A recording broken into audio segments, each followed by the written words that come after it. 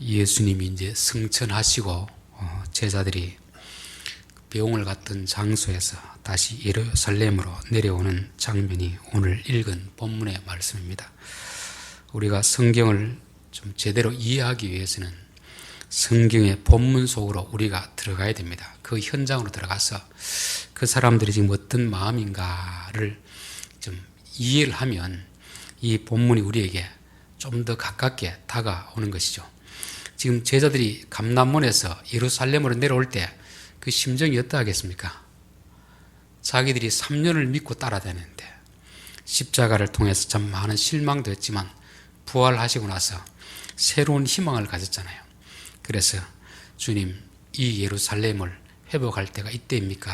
질문도 했는데 예수님은 그 질문에 대해서는 그건 너희들이 알 바 아니고 오직 성령이 너희에게 임하시면 너희가 내 증인이 되리라.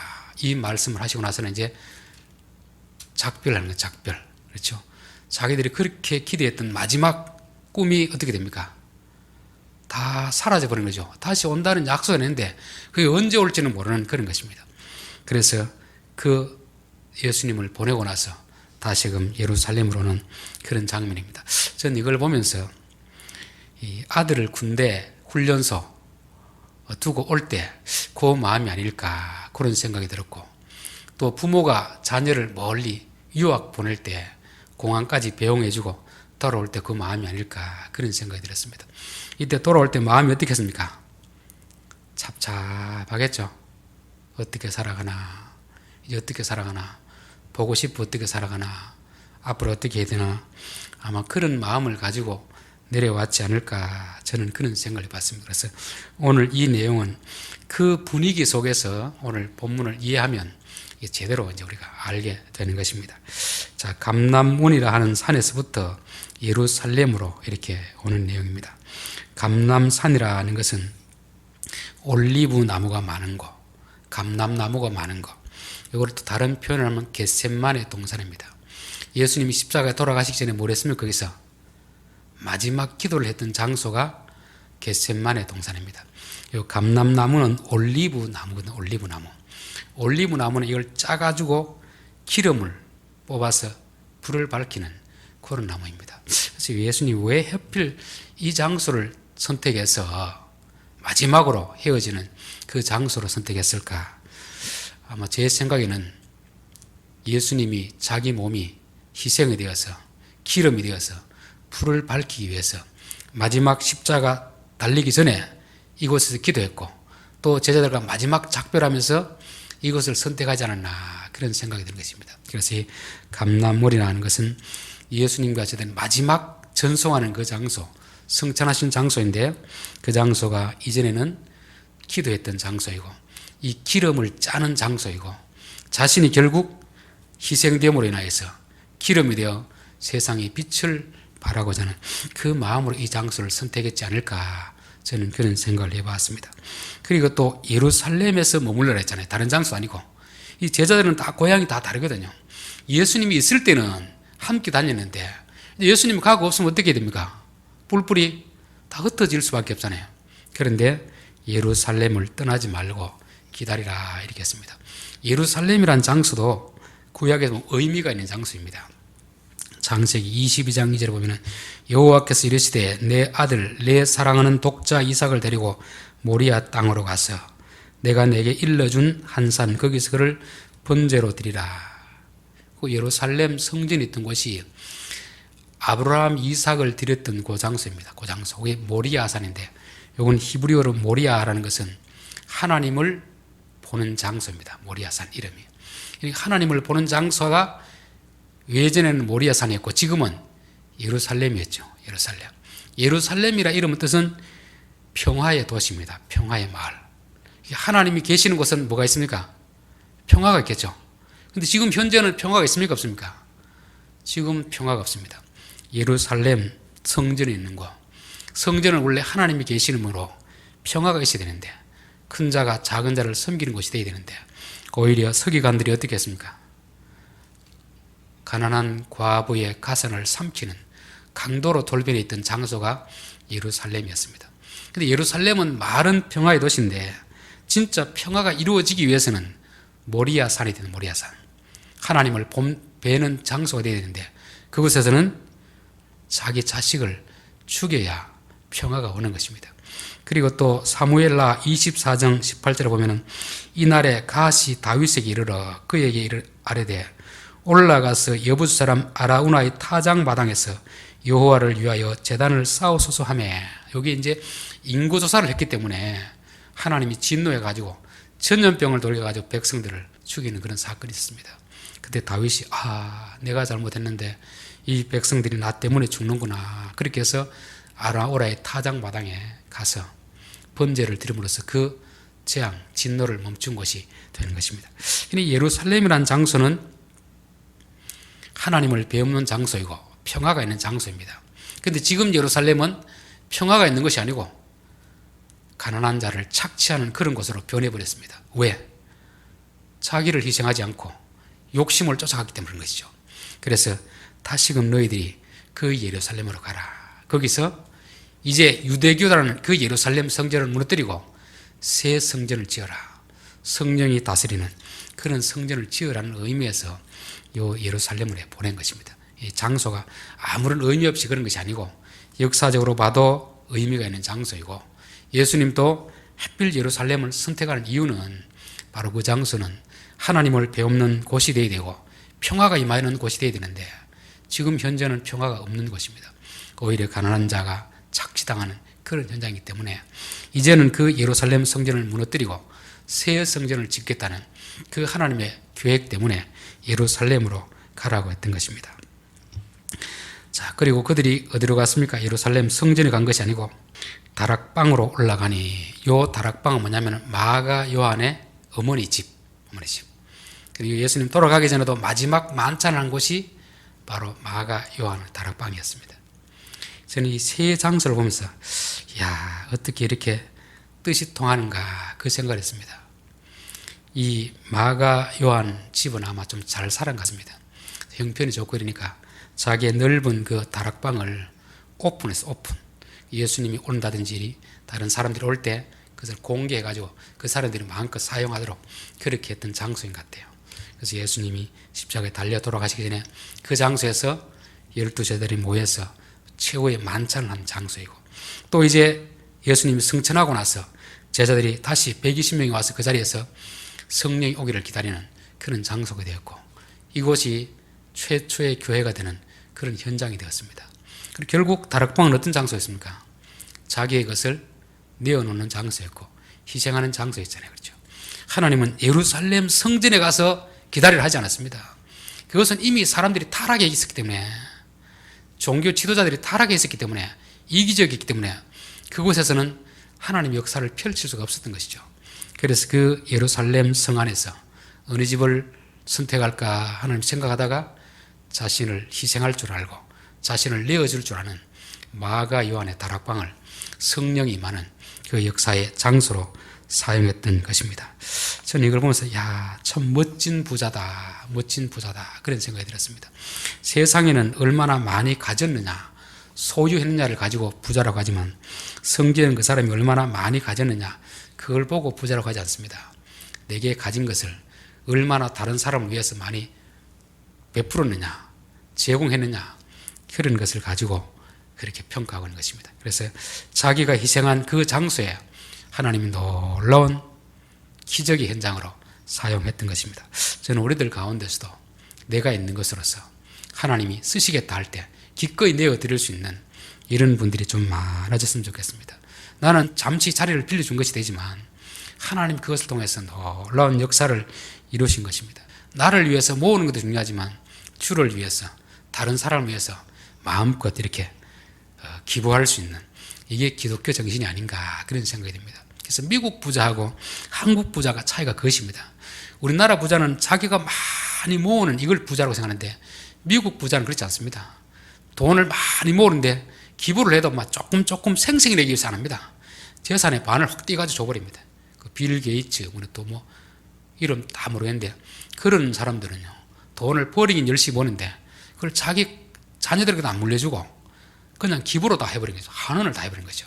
그래서 그분이 교인인지 아닌지 모르겠지만 그래도 기본적으로 그 사고방식 속에는 뭐냐면은 기독교 사고방식이 있거든요.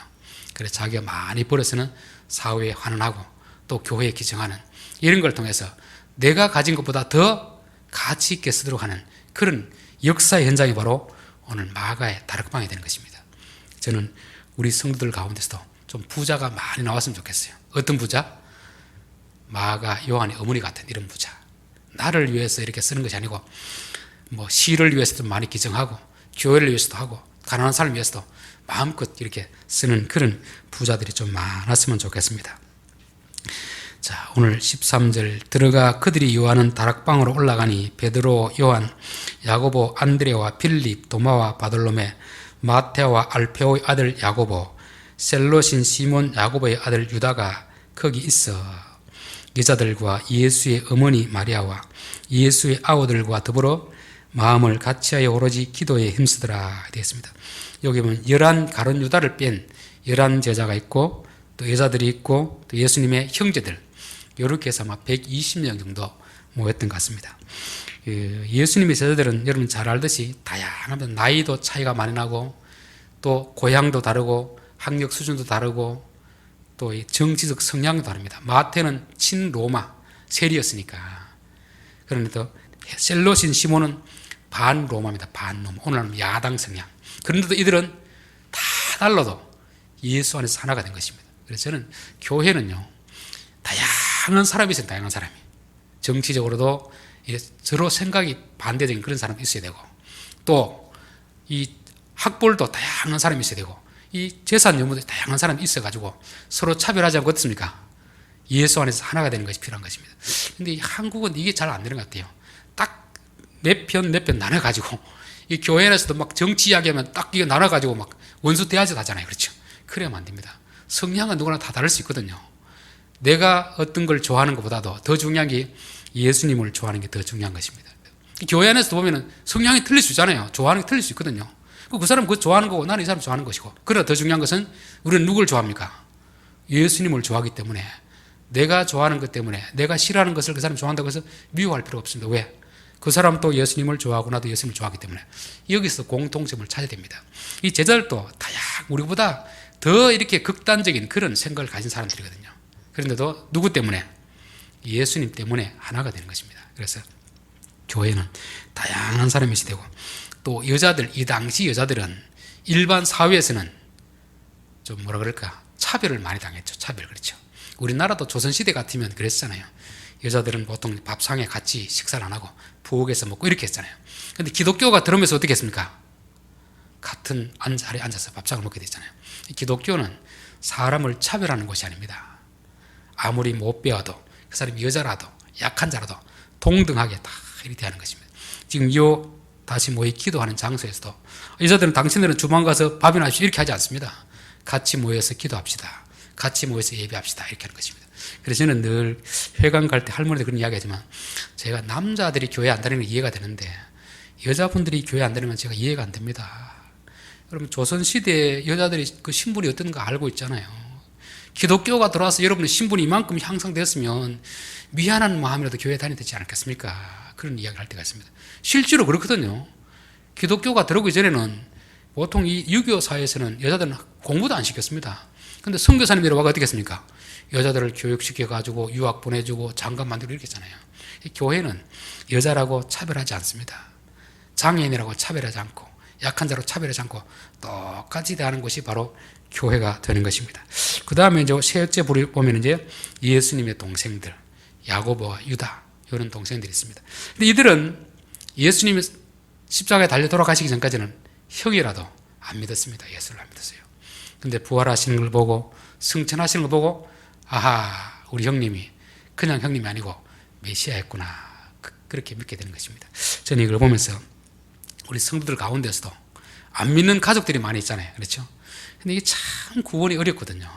오히려 안 믿는 사람들을 전도하는 건 쉬운데 안 믿는 가족을 전도하는 건 이게 참 어렵습니다.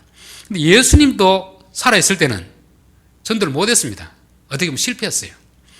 부활하고 올라가시고 나서 이제 동생들이 왔던 것입니다. 이걸 보면은 참 형제들, 안 믿는 남편들, 자녀들 이게 참 힘들구나 그걸 느끼고 이걸 보면 위로가 되잖아요. 내 때에 못하면 내가 천당 갔을 때라도 하나님은 교회에 나오게 하신다. 이 확신이 있습니다. 예수님도 하지 못한 일을 우리가 뭐 그렇게 교만하게 할 필요는 없잖아요.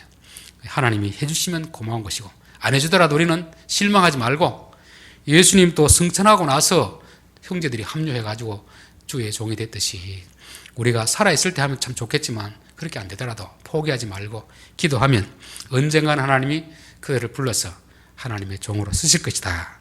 이런 확신이 있습니다. 자, 이들이 이제 교회에서 뭘 했습니까? 더불어 마음을 같이하여 오로지 기도에 힘쓰더라 되어 있죠. 이 교회는 해야 되는 곳이 뭐냐면 뭘 해야 되냐면은 기도하는 장소고 예배하는 장소입니다. 뭐 다른 거는 다 부수적인 것이고 가장 본질적인 뭐 하는 겁니까? 기도하는 곳, 예배하는 곳이 그런 것입니다. 그래서 지금 이들이 기도하기 위해서 모였습니다. 더불어는 함께 기도하는 것입니다. 여러분 혼자 기도할 수도 있고 함께 기도할 수도 있습니다. 그렇죠? 뭐 개인적인 문제는 우리가 혼자 기도해야 되죠. 가정에서 해야 됩니다. 그러나 또 함께 기도하면 함께 기도할 때는 함께 기도하는 것입니다. 근데 이제 혼자 기도하느냐 함께 기도하느냐 이걸 또 자칫 오해할 수가 있습니다. 그게 뭐냐면은 내가 혼자 기도하는 것보다는 여러 명이서 기도하면 하나님 더 잘 들어주시겠지. 마치 우리가 이제 서명 받을 때도 그냥 기독교인들만 한 100명 받아가는 거하고 전체 김천 교인들 다 서명 받아가는 거하고 시장에서 대하는 게 어떻습니까? 좀 다르잖아요. 그렇죠? 그럼 기도할 때도 내가 혼자 기도하는 거하고 교인들이 같이 모여 기도하는 거 다를까? 저는 그 부분에서는 차이가 없다고 봅니다. 세상은 사람을 두려워하기 때문에 한 사람이 요구할 때 하고 100사람이 요구할 때 들어주는 게 다르잖아요. 그러나 하나님은 사람이 숫자가 많다고 겁내고 사람이 숫자가 적다고 만만하게 보고 이러진 않겠죠. 한 사람이 기도해도 하나님이 뜻대로 하면 들어주시는 것이고 100사람이 기도해도 뜻이 아니면 안 들어주시는 것입니다. 그럼 왜 함께 기도하라 하는가 하면은 이 개인의 문제는 개인이 기도하면 됩니다. 그러나 교회 전체의 문제 같으면은 혼자 기도해야 됩니까? 같이 기도해야 됩니까? 교회 전체의 문제는 같이 기도해야 돼. 같이. 그렇죠. 그렇기 때문에 뭐 많이 하면 더 들어주고 적게 하면 안 들어주고 이런 개념이 아니고 이 지금 하나님 나라를 세우려는 이 일은 하나님이 공동체를 통해서 이루실 일이기 때문에 함께 기도하라고 하는 것입니다. 여러분 마을에 어떤 일을 결정할 때 혼자서 결정하기보다는 어떻습니까? 마을 주민들이 다 모여가지고 해야 제대로 마을 주민의 뜻이 나타나잖아요. 그렇죠. 이와 마찬가지로 하나님이 함께 모여서 기도하라는 것은 많이 기도하면 하나님 기도의 능력이 더 있고 적은 사람이 하면 기도의 능력이 없고 이런 차원이 아니고 이 교회라는 것은 사람이 혼자서 되어지는 게 아니고 많은 사람들이 모여서 해야 되기 때문에 그래서 모여서 기도하라고 하는 것입니다. 자, 여기도 보면 더불어 함께 뭘 같이 해서? 마음을 같이 해서. 기도를 하는데 마음을 같이 하는 게 참 중요합니다. 근데 기도하는데 100사람이 모여도 다 생각이 다 틀리면 어떻게 되겠습니까? 예를 들면 우리가 이제 교회를 짓는다고 가정해 봅시다. 가정. 이렇게 이제 두 부류로 이제 딱 나눠졌습니다. 한 부류는 이거 돈도 많이 드니까 그냥 기존 건물 리모델링 합시다. 이런 부류가 있고 한 부류는 이왕 짓는 거 새로 지읍시다. 이렇게 나눠질 수 있잖아요. 그렇죠? 이게 숫자가 확 차이 나면은 그냥 많은 쪽으로 가면 되는데 여기 반반으로 딱 나눠지면은 참 애매하잖아요. 그렇지 않습니까? 그럴 때 이제 기도를 합니다. 기도하면 한쪽에서는 주여 돈이 많이 드니까 저렴하게 짓도록 저쪽 사람의 마음을 바꿔주십시오. 이렇게 기도할 거고 그렇죠? 한쪽에는 하나님 이왕 짓는 거 좀 누군가 돈을 좀 많이 있는 사람이 좀 많이 내가지고 제대로 지읍시다. 이렇게 기도하잖아요. 그럼 하나님 누구 기도를 들어줘야 되겠습니까? 이렇게 하면 애매하잖아요. 하나님도 참 애매합니다. 교회 문제를 하나 놓고 이쪽에서는 이 기도하고 저쪽이 기도하면 하나님도 입장이 난처하잖아요. 그럴 때 어떻게 기도해야 되죠? 마음을 같이 하여 우리의 생각도 내려놓고 상대편의 생각도 내려놓고 하나님이 원하시는 게 뭘까? 사람들이 모이면 생각은 다 다릅니다. 그렇지 않습니까? 저희들은 애들 오랜만에 모이면 식당에 밥 먹으러 가려고 하는데 이게 뜻이 하나가 안 돼요. 뭐 먹고 싶냐면 첫째가 먹고 싶은 게 다르고, 둘째가 먹고 싶은 게 다르고, 셋째가 먹고 싶은 게 다릅니다. 우리 어른들이 하면 애들 먹고 싶은 데 따라가면 되는데, 이 세 명이 뜻이 통일 하나 안 돼요. 그래서, 가족에 밥 하나 먹는 것도 이렇게 통일이 안 되는데, 나라를 다스리는 사람은 얼마나 힘이 들겠나, 그런 생각이 듭니다. 교회도 마찬가지입니다. 사람 생각이 다 틀립니다. 뭘 하려고 하면은. 그런데 교회는 어떻게 해야 됩니까? 마음을 같이 하여. 내 생각이 중요한 게 아니고, 하나님의 뜻이 무엇인가? 하나님이 뭘 원하시는가? 그렇기 때문에 하나님이 원하시는 걸 찾았으면 내 생각과 틀리더라도 그걸 따라가는 것입니다. 그래서 교회는 자기의 주장을 내세우기 위해서 기도하는 것도 아니고, 자기의 주장을 내세우기 위해서 예배드리는 것도 아닙니다. 오로지 뭘 하기 위해서 아버지의 뜻이 어디 있는가? 그것을 뜻을 찾아가지고, 비록 그게 내가 생각 맞아도 감사하고 안 맞아도 감사하고 그런 것입니다. 왜? 뭘 찾았으니까? 아버지의 뜻을 찾았으니까 그렇게 된 거죠. 그래서 교회는 기도하는데 같이, 마음을 같이 해서 이렇게 기도하는 것입니다. 자, 그 다음에 오로지 기도에 힘쓰더라. 이렇게 되어 있습니다. 이 구절을 우리가 좀 많이 오해하는 그런 경우가 있습니다. 이 구절을 보면 뭐냐면 막 이제 기도를 해도 밋밋하게 이렇게 기도해서 안 되고, 조용히 중얼중얼 이렇게 해서 안 되고, 어떻게 해야 됩니까? 통성으로 다 같이 막 이 지붕이 내려앉을 정도로 막 고함을 지르고 이렇게 해야 되는 것으로 좀 오해할 수 있는 것이죠. 일반 이제 장로교 교회에서 예배 드릴 때 기도하는 그 모습하고, 여러분들 기도원에서 기도하는 거 사람들이 좀 같을까요, 다를까요? 그럼 다르죠? 또 이단들 교회에서 예배 드리고 기도하는 거 봤습니까? 그야말로 막 천지가 움직이는 것 같습니다. 그냥. 그래서 일반 장로교 교인들은 예배당 기도를 막 뭔가 기도하는 것 같기도 하고, 아는 것 같기도 하고. 그래서 막 이제 막 기도원에 가서 막 박수 치고, 방언하고, 막 진동하고, 막 황홀경에 빠지고, 이래야 뭔가 기도되는 것처럼 그렇게 생각했습니다. 그게 왜냐면, 여기 이 말씀 때문에 그렇죠. 이 오로지 기도에 힘쓰더라. 그래서 기도할 때 조용히 기도하면 안 들어주는 것처럼 느껴지고, 막 세게 고함을 지르면서, 또 통성으로, 그거 안 되면 철회하고, 그것도 안 되면 금식하고, 기도의 어떤 볼륨이라든지 양을 자꾸 늘려야 되는 것처럼 그렇게 생각할 수 있습니다. 이 한 구절을 오해하면 그렇게 되어 있습니다. 그래서 저는 뭐 기도를 하든 예배를 하든 뭘 하든 간에 항상 참 그 균형을 찾아가는 게 참 중요하다, 그 생각이 들어요. 어떤 쪽에는 보면 기도를 하는데 정말 기도를 하는 건지 안 하는 건지도 모르는 그런 게 더 있고, 어떤 경우에 가면 저 기도하는 사람이 저게 제정신인가, 좀 뭔가 씌인 것처럼, 마치 무당 구달 때 하는 것처럼 막 그렇게 하는 때도 있습니다. 그래서 어느 게 정말 맞을까, 그런 생각을 들 때가 있습니다. 자, 오늘 이 말씀은 애쓰더라, 이 말은 뭐냐면 프로스 칼테레오입니다. 프로스 칼테로, 이 말은 뭐냐면 어느 방향을 나가서 컨티뉴, 계속 지속하다는 말입니다. 인내하다는 말입니다. 참는다는 말입니다. 그냥 고함을 지르고 막 어떤 기도의 강도를 높이는 게 아니고 끝까지 참고 기도의 자리를 지키는 걸 말하고 있습니다. 여기 기도라는 말도 그냥 여기는 기도에 되지만, 여기는 그 기도가 무슨 기도냐면은 예수님이 약속하신 그 약속의 말씀, 그것이 이루어지기 위해서 하는 그 기도를 말하는 것입니다. 그냥 우리의 소원, 내 어떤 문제 해결, 그런 기도가 아니고, 예수님이 기다리라, 몇 날이 못 되어서 성령이 너에게 오시리니 너희가 그로 인하여서 권능을 받고 내 증인이 되리라.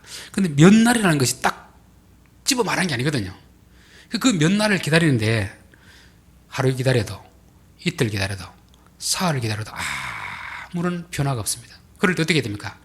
아이고 가자, 이제 기다릴만 기다리는데, 그렇게 하지 말라는 거예요. 어떻게? 끝까지 약속했으면 하나님은 반드시 이루어 주신다. 반드시. 계속해서 기도하라, 이 말씀은 목소리 높여 기도하라, 어떤 그 기도의 액션, 이게 아닙니다. 인내하면서 언제까지? 약속한 것이 이루어질 때까지 끝까지 하라는 그런 것을 말씀하는 것입니다. 그래서 누가복음 18장 1절에 보면은 예수께서 그들에게 항상 기도하고 낙심하지 말아야 할 것을 비유로 말씀하여 이르시되, 그 과부가 불의한 제빵을 찾아가가지고 한 번 가면 안 들어주고, 두 번 가면 안 들어주고, 계속 안 들어주니까 어떻게 합니까? 언제까지 갑니까? 들어줄 때까지 가잖아요. 그러니까 끝까지 끝까지 가는 것입니다. 그러면서 18장 8절에 내가 너희에게로니 속히 그 원한을 풀어주시리라. 그러나 인자가 올 때 세상에서 믿음을 보겠느냐. 기도와 믿음에 두 다른 거 나오잖아요. 그건 무슨 뜻이겠습니까? 믿음이 있어야 기도합니다. 믿음이 없으면 기도하지 못하는 것입니다. 근데 그 기도는 무슨 기도냐면은 말씀, 약속. 약속을 믿으면 어떻게 합니까? 끝까지 기도하게 되는 거죠. 약속을 못 믿으면 중간에 포기하게 되는 것입니다. 지금 오늘 14절의 말씀은 바로 그것입니다. 오로지 기도에 힘쓰니라 이 말은 그 예수님이 말씀하신 그 약속, 그 기도가 이루어질 때까지 끝까지 그 자리를 지키는 것입니다. 그래서 저는 이제 예전에는 막 기도할 때 막 고함을 치면서 기도했습니다. 막 통성기도 막 이랬었는데 지금은 기도가 좀 바뀌었어요. 저는 그냥 가만히 장소를 지킵니다. 그냥 말씀을 생각하고 가만히 하다 보면 하나님 생각을 주실 때도 있고 안 줄 때가 있어요. 그래서 예전에는 참 기도하는 게 힘들었거든요. 이거 1시간 하려고 하면 기도 제목서라도 1시간이 힘들지 않습니까? 솔직히 그렇잖아요. 그런데 이제는 바꾸었어요. 가만히 그 자리를 지키는 것입니다. 주님이 말씀하실 때까지. 때로는 말씀을 내가 생각하기도 하고 또 말씀 준비하는 생각하고 이렇게 하면 그 자리를 지키는 그 자체가 기도가 되는 것입니다. 우리는 많이 기도해야 막 큰 소리를 기도해야 그래야 하나님 들으시는 생각하는데 기도는 그게 아니고 하나님과 뭡니까? 인격적 교제입니다. 교제. 여기서 오늘 이 말씀은 기도에 힘쓴다는 것은 단순히 과함을 지르고 막 통성으로 이런 의미가 아니라는 것입니다. 무슨 의미라 했죠? 끝까지 믿음으로 주실 때까지 기다리는 겁니다. 내가 원하는 걸 주는 게 아니고 그 기도, 예수님이 약속하신 그 기도, 그 약속, 그 말씀 이루어질 때까지 기다리는 것입니다. 또 요 본문에 하나 오해하는 게 뭐냐면은 이들이 기도했기 때문에 성령의 은사를 받았다. 그렇게 이제 주장할 수가 있습니다. 그게 한편으로는 맞는 말이고 한편으로는 맞지 않는 말입니다. 여러분, 우리가 기도하면 하나님 다 주십니까? 안 주십니까? 주는 것도 있고 안 주는 것도 있습니다. 그래서 기도의 응답은 어떤 것은 구하지 않아도 주는 게 있습니다. 그렇죠? 어떤 것은 구해야 주는 게 있습니다. 또 어떤 것은 구해도 안 주는 게 있습니다. 이거를 잘 분별해야 됩니다. 이걸 모르면 이게 하나님이 구해야 주는 건지 안 구해도 주는 것인지 구해도 안 주는 것인지 이걸 구분해야 기도를 제대로 할 수가 있습니다. 마태복음 6장 7절에 보면 또 기도할 때 이방인들과 같이 중언부언하지 말라. 그들은 말을 많이 하여야 들으실 줄 생각하느니라. 그러므로 그들을 본받지 마라. 구하기 전에 너희에게 있어야 할 것을 하나님 너희 아버지께서 아시느니라. 하나님이 아신다는 것만 알고만 그냥 가만히 있겠단 말입니까? 필요할 때 준다는 말입니까? 안다는 것은 필요할 때 안 구해도 준다는 말이잖아요. 그렇죠? 그래서 마태복음 6장 32절에 보면은 31절 그러므로 염려하 이르기를 무엇을 먹을까 무엇을 마실까 무엇을 입을까 하지 말라 구하지 말라는 거죠. 이는 다 이방인들이 구하는 것이라 너희 하나님 아버지께서 이 모든 것이 너희에게 있어야 할 줄을 아시느니라. 쉽게 말하면 하나님이 알고 있다는 것은 안 구해도 준다는 말입니다. 우리 자녀들이 밥을 먹고 먹기라도 밥을 먹는 거 꼭 밥을 달라고 해야 부모가 줍니까? 아니면 때가 되면 줍니까? 자식이 먹기 싫어도 와서 밥 먹으러 가잖아요. 일반적인 생존에 필요한 것들은 안 구해도 주십니다. 하나님이. 솔직히 우리가 살아가면서 꼭 기도해야 받았던 거하고 기도 안 해도 받았던 거하고 있습니까? 없습니까? 있죠. 기도 안 해도 하나님 주시는 게 있습니다. 이런 걸 위해서 기도하지 말라는 것이에요. 안 해도 주는 걸 왜 기도를 합니까? 하나님 다 안 해도 주는데. 그렇잖아요. 그런 걸 위해서는 기도하지 말라는 거죠. 너희는 먼저 그의 나라와 그의 의를 구하라. 그리하면 이 모든 것을 내게 주시라. 그러니까 어떤 것은 구해야 주는 게 있습니다. 그의 나라와 그의 의를 구하라 하는 것이죠. 누가복음 11장 13절에도 너희가 악할지라도 좋은 것을 자식에게 줄 줄 알거든 하물며 너희 하늘 아버지께서 구하는 자에게 성령을 주시지 않겠느냐. 성령을 주시는 것은 누구에게 준다는 말입니까? 구하는 자에게. 여기 오늘 이 사도행전에 보면은 오직 성령이 너희에게 임하시며 임하게 해준다고 약속했잖아요. 약속을 했는데 이거는 그냥 주는 게 아니고 구해야 주는 것입니다. 구해야. 왜 그러냐면은 일상적인 거 이런 거 필수적인 것은 안 구해도 줍니다. 왜? 생존이 필요한 것이기 때문에. 우리가 뭐 햇빛을 구했습니까? 비를 구했습니까? 바람을 구했습니까? 안 해도 다 주잖아요. 이런 거는 그렇죠. 불신자 다 주잖아요. 그러나 하나님 나라에 대해서는 구하는 자만 주십니다. 왜냐하면 하나님 나라는 강제적으로 되는 게 아니거든요. 강제적으로 되는 게 아닙니다. 하나님이 어떤 계획을 가지고 일을 하려고 해도 우리가 자발적으로 그것에 요구를 해야 됩니다. 하기 싫은데 억지로 맡겨놓으면 이거는 하나님 나라가 안 되잖아요. 뭘 하려고 할 때 내가 하고 싶어서 해야지 억지로 하면 이게 안 되잖아요. 우리가 뭐 헌금하고 충성하고 봉사하는 것도 억지로 쉽게 하면서 그게 기쁨이 있겠습니까? 원망함이 하겠습니까? 원망함 하겠죠. 그러니까 하나님 나라를 이루어갈 때는 뜻을 가지고 누구에게 감동을 주시지만 내가 그것을 거부하면 하나님 하지 않습니다. 주가 쓰시겠다 하니까 예 알겠습니다. 이런 사람을 통해서 그걸 쓰시는 거지. 그걸 안 하는데 할 수가 없잖아요. 그래서 하나님 인격적인 분이기 때문에 성령이 너희에게 임하시면 분명히 그걸 통해서 새 교회를 세우려고 계획했지만 이들이 구하지 않으면 하나님은 그걸 다른 데로 넘겨버리시는 것입니다. 그렇기 때문에 이런 부분은 반드시 구해야 되는 것입니다. 그래서 이건 사명에 관한 거예요. 사명에 관한 것들. 왜? 하나님이 인격적인 분이기 때문에 그런 것입니다. 그 다음 마지막 4장 야고보 4장 3절 구하여도 받지 못함은 정욕으로 쓰려고 잘못 구하기 때문이다. 구한다고 다 주는 건 아닙니다. 때를 써도 안 되는 건 안 돼요. 이게 우리가 이걸 알아야 됩니다.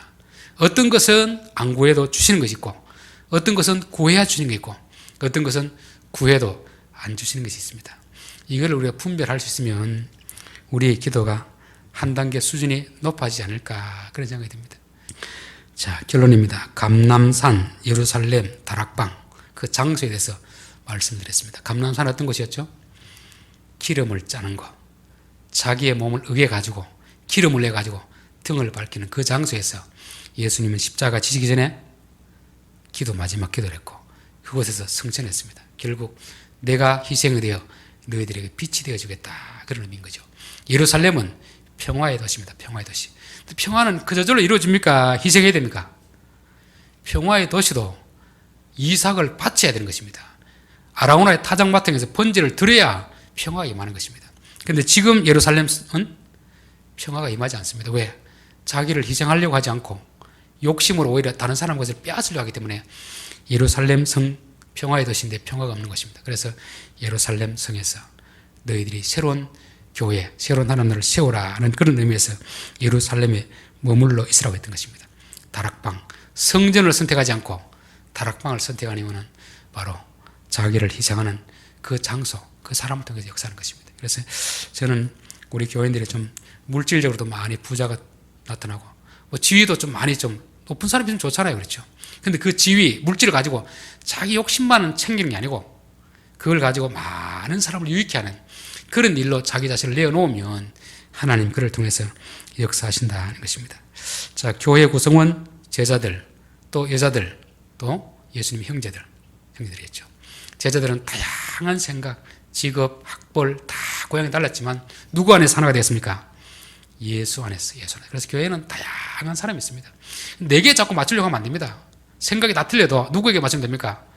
예수님께 맞추어서 비록 나와 다른 생각을 가졌던 그 사람이라도 예수 안에서 한 형제다는 것을 가지고 우리가 사랑하면 되는 것입니다. 그리고 여자들도 차별하지 않는 것이 바로 교회인 것입니다. 그리고 예수님의 형제들은 살아있을 때는 안 믿었지만 승천하고 나서 다 믿게 되었습니다. 그래서 혹시 우리 성도들 가정에서 믿지 않는 가족들, 자녀들 너무 절망하지 마시고 낙심하지 마시고 기도하면 때가 되면 반드시 하나님께서 하나님의 가족으로 불러주실 줄 믿습니다.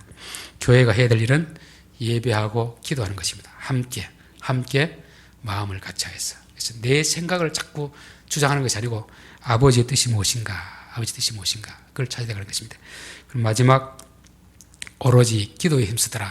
이 힘쓰다라는 것은 목청을 높이고 고함을 지르고 철회하고 이걸 말하는 게 아니고 믿음으로 그 약속이 이루어질 때까지 끝까지 기도하는 것을 말씀하는 것입니다.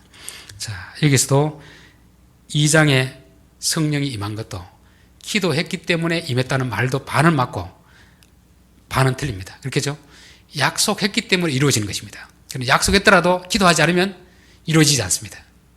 그렇기 때문에 어떤 거는 기도해야 주시는 것이 있고 어떤 것은 기도 안 해도 주시는 것이 있습니다. 어떤 것은 기도해도 안 주시는 것이 있습니다.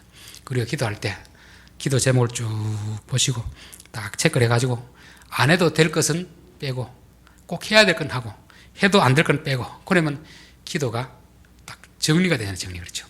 오래 하느냐 짧게 하는 게 중요하지 않습니다. 마음을 담아서 기도할 때 말을 많이 안 해도 기도라는 말이 프로슈키라는 말이 프로스 하나님께로 나가는 것입니다. 가만히 앉아가 하나님을 생각해도 그게 기도입니다. 하나님이 도대체 오늘 내게 뭘 하기를 원할까? 가만히 앉아 생각하는 것도 기도예요. 그래서 우리가 이런 걸 알면 아하, 기도가 이런 것이구나. 기도할 때 하나님 역사가 나타나는구나. 그렇게 되는 것입니다. 우리 교회도 이런 오순절의 역사가 나타나기를 간절히 바랍니다. 기도드리겠습니다.